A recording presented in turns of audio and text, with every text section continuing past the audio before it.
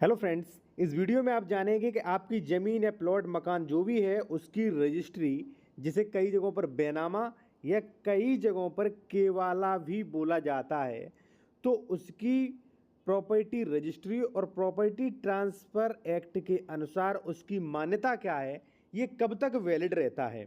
और इससे जुड़े जो है वो 4 क्वेश्चन जो लोगों को कई लोग क्वेश्चन करते हैं कि इसकी मान्यता क्या है पहला।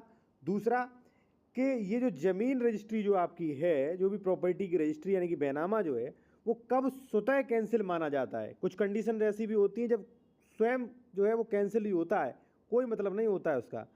तीसरा, जो ज़मीन की रजिस्ट्री है आपकी, कब तक कैंसिल करवाई जा सकती है, कब तक आपको खतरा है कि कोई कैंसिल करवा सकता है, और उस रजिस्ट्री के आधार पर दाखिल खारिज म्यूटेशन की लास्ट समय सीमा क्या है according to property transfer act and revenue act and registry act के अनुसार। साथियों, सबसे पहले हम बात करेंगे फर्स्ट पॉइंट पे कि ज़मीन का बैनामा रजिस्ट्री यानी कि केवाला जो है वो कब तक मान रहता। सबसे पहले मैं एक चीज़ बता दूं साथियों कि बैनामा, ठीक है, ज़मीन का बैनामा, या झारखंड साइड बिहार साइड लोग कहते हैं इसे केवाला, ठीक है, या प्रॉपर्टी की रजिस्ट्री आप कह सकते हो। इंग्लिश में इसे सेल डीड बोलते हैं, ठीक है, या प्रॉपर्टी ट्रांसफ़र का जरिए भी बोल सकते हैं, अंतरण, ठीक है। इन नामों से ये जाना जाता है। तो इसकी मान्यता जो है साथियों वो लाइफ टाइम तक होती है। प्रॉपर्टी ट्रांसफ़र एक्ट सेक्शन 54 ये कहता है कि आपने अगर प्रॉपर्टी ट्रांसफ़र किसी ने कर दिया, आपने रजिस्ट्री करा ली, तो उसी दिन आप उस संपत्ति के मालिक बन जाते हैं, सारे अधिकार आपको ट्रांसफ़र हो जाते हैं, ठीक है। तो बेनामा मान रहेगा आपका। लेकिन साथियों, अगर मान लीजिए तभी रहेगा जब आपने कानूनों को ध्यान में रखते हुए, जो प्रॉपर्टी ट्रांसफ़र एक्ट है, कॉन्ट्रैक्ट एक्ट है, रजिस्ट्री एक्ट है एंड रेवेन्यू एक्ट है, इनको ध्यान में रखते हुए आपने बेनामा करवाया है तब, ठीक है। कब इसकी वैलिडिटी क्या है? लाइफ टाइम तक। जब तक आप उसे दूसरे को किसी को बेनामा नहीं कर देते हो, तब दूसरे को अगर मान लीजिए किसी ने रजिस्ट्री कर दिया आपने किसी को उस संपत्ति की, तो वो बिल्कुल इनवैलिड होता है, उसका कोई भी मतलब नहीं, चाहे आप अपने पास रखे रहो चाहे खो जाए, ठीक है।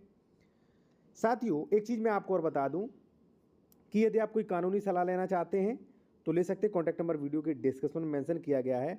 अगर मान लीजिए आपकी ज़मीन की रजिस्ट्री, बैनामा या ऐसे डॉक्यूमेंट्स खो जाते हैं तो भी आपको कोई भी दिक्कत नहीं, आप आसानी से दोबारा ऐसे ले सकते हैं।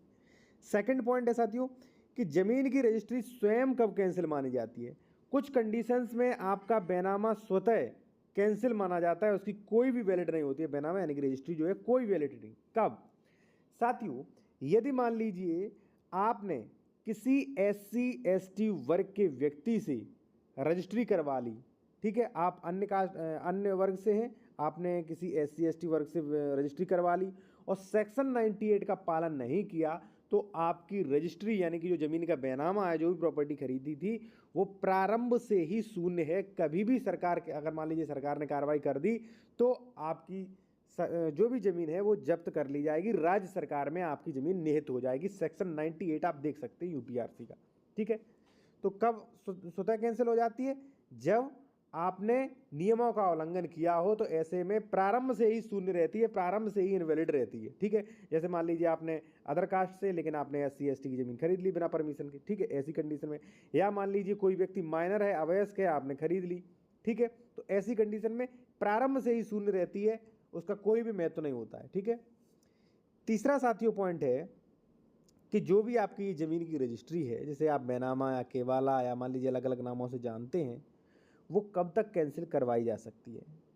साथियों, एक लोग ने मुझसे प्रश्न और किया था, बहुत अच्छा प्रश्न था, कि आपने किसी ज़मीन की रजिस्ट्री करवा ली, ठीक है, और उसका दाखिल खारिज भी करवा लिया, तो क्या फिर भी कोई डर है कि वो ज़मीन जा सकती है, या उस ज़मीन पे कोई विवाद, या मान लीजिए वो बैनामा या मान लीजिए दाखिल खारिज कैंसिल करवा सकता है? बिल्कुल है साथियों।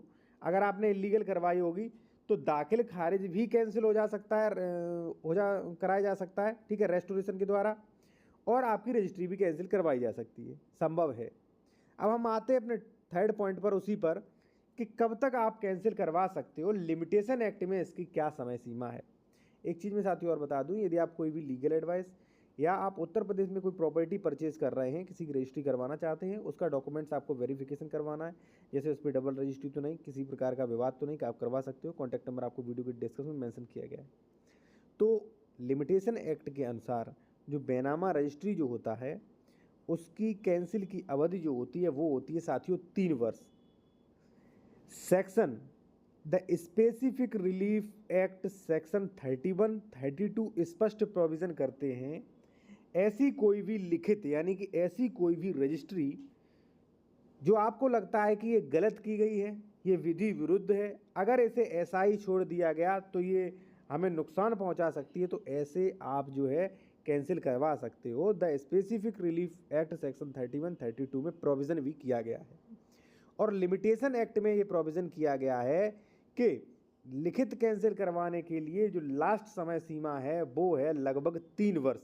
3 वर्ष के अंतराल में अगर मान लीजिए आपको लगता है कि कोई रजिस्ट्री गलत है, इसे कैंसिल करवाना चाहिए, इसे चैलेंज करना चाहिए। जैसे मान लीजिए किसी ने आपसे बेनामा ले लिया ज़मीन का, आपको पैसा नहीं दिया, तो 3 वर्ष का समय है कि आप उस रजिस्ट्री को कैंसिल करिए। कभी कभी ये समय थोड़ा बहुत बढ़ा भी दिया जाता है। द लिमिटेशन एक्ट सेक्शन 5 के अकॉर्डिंग कोर्ट चाहे तो आपका थोड़ा बहुत समय माफ़ कर सकता है, ठीक है, अगर आप लेट हो गए तो, ठीक है। तो इसकी लिमिट जो है रजिस्ट्री कैंसिल करवाने की वो है साथियों 3 वर्ष। लेकिन जो प्रारंभ से ही शून्य है उन्हें तो कैंसिल करवाने की आवश्यकता ही नहीं है, वो तो प्रारंभ से ही शून्य होती है, ठीक है। तो सेकंड पॉइंट से इसे मत जोड़िएगा आप। अब साथियों आता है लास्ट पॉइंट कि बेनामा के आधार पर, यानी कि जो भी आपने बेनामा रजिस्ट्री करवाया है उसके आधार पर आपको दाखिल खारिज भी कराना होता है। दाखिल खारिज इंग्लिश में म्यूटेशन या नामांतरण, या कई लोग अलग अलग नामों से और भी जानते हैं। तो बेनामा के आधार पर आपको दाखिल खारिज भी अनिवार्य तरीके से कराना होता है। तो सवाल ये कि कब तक करवा सकते हैं, तो उसका भी समय साथियों मान के चलिए लगभग 3 वर्ष तक। देखिए मान लीजिए 1 जनवरी को आपने किसी की रजिस्ट्री करवाई है, तो आप 5 फरवरी तक जो है दाखिल खारिज करवा लीजिए, उसका म्यूटेशन करवा लीजिए, ठीक है। अगर आप नहीं करवाते हो तो मान लीजिए अधिक से अधिक 1 वर्ष तक करवा लीजिए, ठीक है, 2 वर्ष तक, 3 वर्ष तक करवा लीजिए। उसके बाद भी आपने अभी तक उस बेनामा के आधार पर उस ज़मीन को खतियान खतौनी में राजस्व अभिलेखों में दाखिल खारिज नहीं करवा पाया है साथियों, तो आपको प्रॉब्लम होगी। जब 3 वर्ष बाद आप वो बेनामा लेके तहसीलदार के यहाँ जाओगे तो वो तहसीलदार इनकार कर सकता है दाखिल खारिज करने से। फिर वकील आपसे कहेंगे कि लेट पेनल्टी लगेगी। लेट पेनल्टी नहीं, वो तहसीलदार रिश्वत लेते हैं, ठीक है। तो उसका आप 3 वर्ष से पहले आप दाखिल खारिज करवा लीजिए। 3 वर्ष के बाद जाओगे तो फिर उसमें तहसीलदार जो है वो रिश्वत लेगा। और अगर मान लीजिए बहुत ज़्यादा समय हो गया, 12 साल या 15 साल हो गई, ठीक है, फिर आप बेनामा के आधार पर दाखिल खारिज चाहते हो, तो हो सकता है कि तहसीलदार रिश्वत लेके भी ना करे, वो दाखिल खारिज ना करे। फिर आपको एक अलग प्रोसेस है यूपीआरसी सेक्शन 229B, उसके थ्रू आपको म्यूटेशन दाखिल खारिज करवाना पड़ेगा।